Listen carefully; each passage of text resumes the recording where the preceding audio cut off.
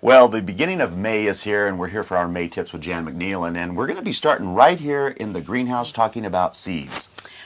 I just had a whole bunch of old seeds, and even though it's the first part of May, it's still not too late to try some things. I've got some tomatoes here, which is way too late for that, but I just want to see if those old seeds will come up. Because we've talked about this, Jan, but just because a packet is a year old doesn't mean it's just bad. No, or even 2 or 3 years old. It depends on what kind of seed it is. So I've got some asparagus beans that are starting, and I've got some kale and some stem lettuce and some bok choy, some joy choy, and some baby bok choy, and we're preparing the garden, and once they're ready to go, we'll move them out there. So I've just been trying some old seeds, and I've got my old disc case that I keep the old seeds in, and I put the label on, and I keep them there and see what I've planted and keep my seed orders in there, and that's a good way to do it. So just remember to sort them out and keep them as new as you can, but then you can try them. Because, I think people think if they don't get their garden all in, the seeds done by like May, it's too late. But that's really not the truth. No, you can plant actually all summer long, succession plantings, but we've put our gardens in as late as the middle of June. Yeah. So well, let me show you out in the back. I've got some old flower seeds, and we're going to put them in the raised bed, and we'll kind of watch them this summer and see what happens. Great. Let's take a walk out to the garden then. Okay.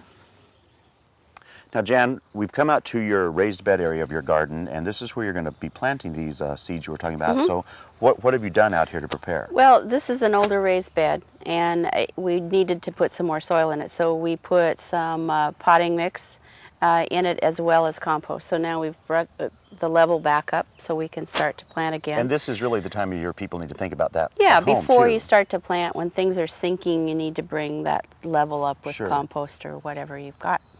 And so here's again some old seed, a whole bunch. So instead of complicating my life by putting one packet of seed in a pot at a time to see what I just opened them all, and I put them in a dish, and I'm going to overseed them here and see what happens. So that's really just like buying a mix. It's like buying a mix, and it's probably not any mix anyone would ever buy, but it's all here, and we'll see what happens. And the size of the seed is what I want to point out. Some of it's really big, like